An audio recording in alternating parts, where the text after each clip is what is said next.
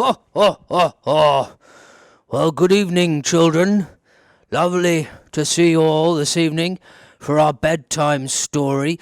You might be wondering why Steve isn't here this evening. Well, he's told me that it's Christmas time, so I thought I'd come and read it. What? Sorry, someone's speaking to me. It's not Christmas time.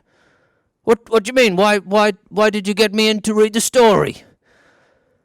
Oh, it's about the Christmas story about Jesus. So you thought you'd get me in out of season. Oh, right. Well, seeing as I'm here, I suppose I'll read the story to you. You see, Christmas, whilst it's a lot of fun and lots of things we enjoy like me and turkeys and presents, it's really about the birth of a baby. And that's what we're going to think about this evening. So if you're sitting comfortably, let's read tonight's story. It's called He's Here.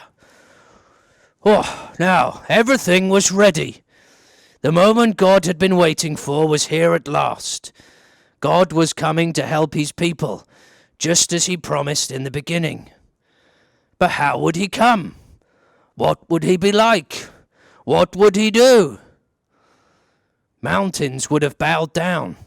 Seas would have roared. Trees would have clapped their hands, but the earth held its breath.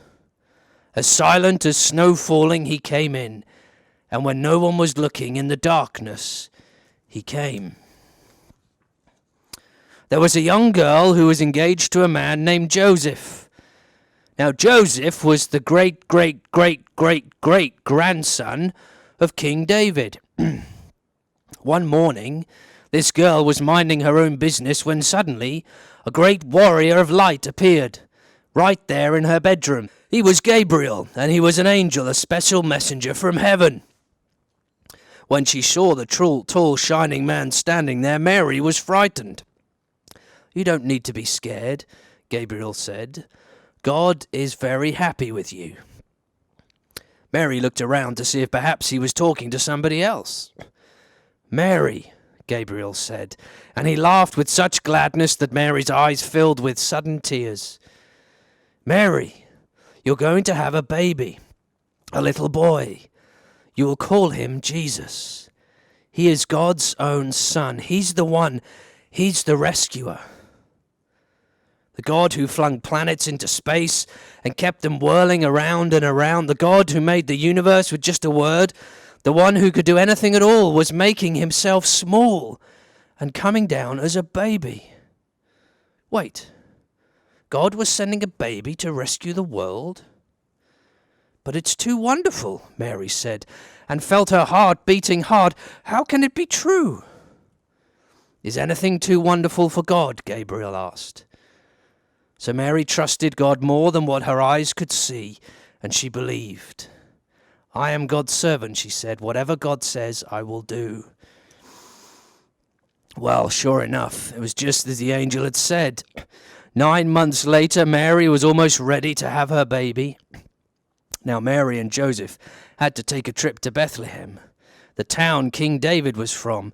But when they reached the little town, they found every room was full. Every bed was taken. "Go away," the innkeepers told them. "There isn't any place for you."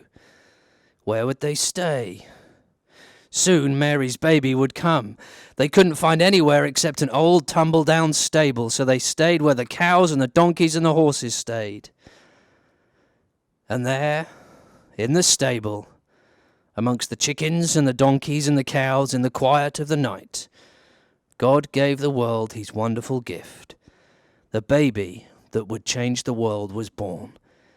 His baby son. Mary and Joseph wrapped him up to keep him warm. They made a soft bed of straw and used the animal's feeding trough as his cradle. And they gazed in wonder at God's great gift, wrapped in swaddling clothes and lying in a manger. Mary and Joseph named him Jesus, Emmanuel, which means God has come to live with us. Because, of course, he had. Well, we're starting to see God's rescue plan come into action. And his rescue plan was a baby. And I want you to remember that Christmas time, although it might not be now, it might be a few months' time, is all about this baby, Jesus, who would change the world forever. And we'll find out exactly how he would do that. But for now, it's time for you to climb into bed. It's time for you to go to sleep and have a good rest. So it's a good night from me.